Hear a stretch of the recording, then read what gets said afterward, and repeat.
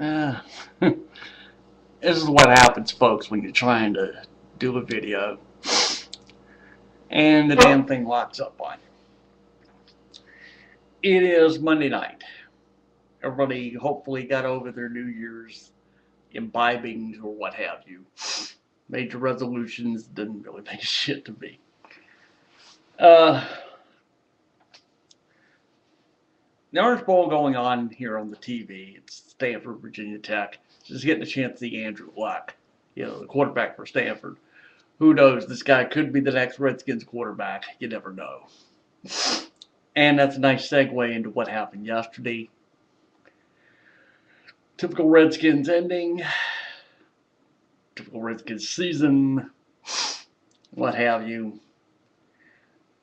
I think I can just pretty much sum the whole thing up in a nutshell. Is somebody put out a text, for the post-game show on CSN Washington, and the text said it best was with the pass where Eli put it. I forgot who he got it to. And, basically D'Angelo Hall falls down. The text goes on and says D'Angelo Hall gives up a 95-yard touchdown pass, and he's going to the Pro Bowl. You can't argue with that logic. You make a point. Well, what else is new? So here we are, the end of the season, 6-10. It could have just as easily have been, 12-4. If you look at 6 of these losses where it was in, single digits, basically say a touchdown or less. This could have been a playoff team, and you can hear people make that argument. Yes, this was a playoff caliber team, and you get bad breaks and blah blah blah the fucking blah. But the fact remains, this season was a complete, total mismanaged effort all around. So now the bloodletting begins. And by bloodletting, I mean they've got to make decisions. You have to know who's committed to winning on this team and who isn't. Well, I think we know sort of who isn't. It's Fat Albert Hainsworth. That goddamn fat turd. What else is... I'm done with him. I'm done with just talking about this. I have pleasanter things to deal with for this over the New Year's weekend. Of course, by that I mean the NHL Winter Classic. Caps won this thing 3-1. Oh, it was so happy. I wish I'd have been there. My brother was. He went with a friend of his. They rode up on a bus that they coordinated this thing. It was like 9 bus loads of Caps fans went to Pittsburgh for this game. My brother and his friend were with them. So I got this story yesterday while watching the Redskins game. I'll get this story from you. Just going up there and, pretty much a good time had by all. Somehow he's telling me the story about after the game, his friend to go back to the bus, and you're passing by Penguins fans, and they're all celebrating. The Penguins fans saying, "Oh, shut the fuck up." And then all of a sudden, my brother tells the story that this one guy shows up in a Flyers jersey. As in a Flyers jersey. I'm like, dude, you're in the wrong part of Pennsylvania, Oh, God. I'm laughing as he tells me the story. He has me at Flyers jersey, and I'm laughing. And I'm laughing my balls off. They had me at Flyers jersey. I'm like, okay, you're in the real part of Pennsylvania. But like I said,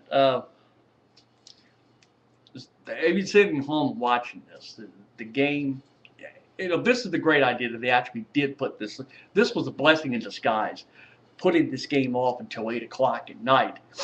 I think maybe this ought to give Gary Bettman ideas. He being the NHL commissioner, this should give him ideas. If you're going to do the Winter Classic from here on out, maybe you should schedule this thing for prime time. Of course, it was understanding the reason you put this game off 7 hours was because they thought it was going to rain and screw everything up. turned out, started really raining at various times during the game, came down heavily in the third period. You could really see this on television. But some observations on the game itself. The referees did a great job.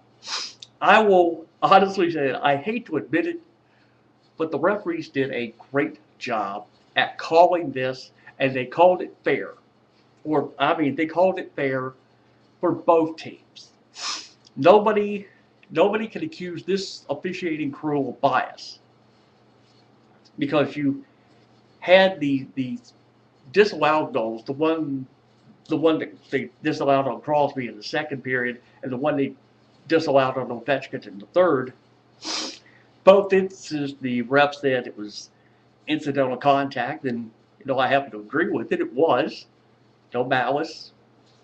So, as I said, they called it right. The refs called it fair. I will say that. Even though you see this thing just rain on the ice, and it just looked completely messed up by the third period. I'm talking about the ice surface. It's so messed up in the third period that it really affected both teams, but I think the Caps adapted more than the Penguins did.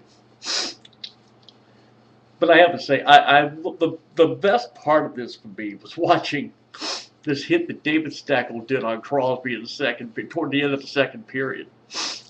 By the way, and just for the record, this was an absolute El Kabong job. Anybody stands there and says that Crosby gets blindsided, no, you're fucking idiots. Look at the play itself, and you'll get a chance to watch the NHL Network. Going to get to that in a moment. Crosby shoots the puck, gets down the ice, and he's looking at that, not even paying attention to anything else. And David Steckel just comes in and El Kabongs his ass. I was laughing my balls off the whole time watching this, and then I get to see it again yesterday.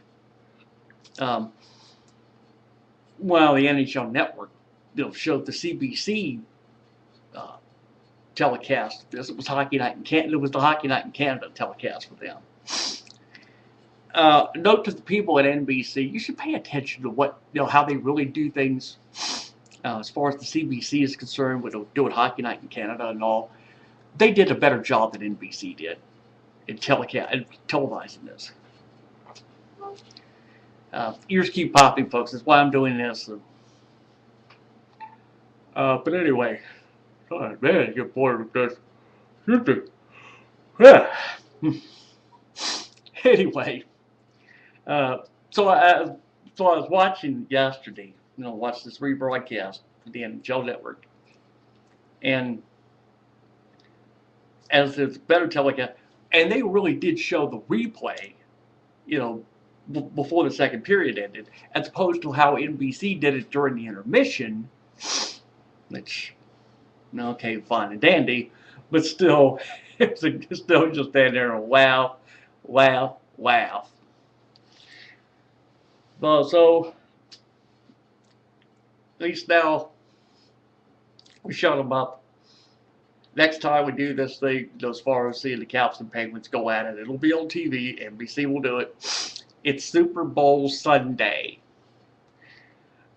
While I was on the phone with my brother yesterday, we got to talking about this. I said, Super Bowl Sunday, I'd love to be, I'd love to go for that. I said, I'll gladly give up, a Sunday morning nap or what have you. For this, I can give up a lot of things. So I won't know.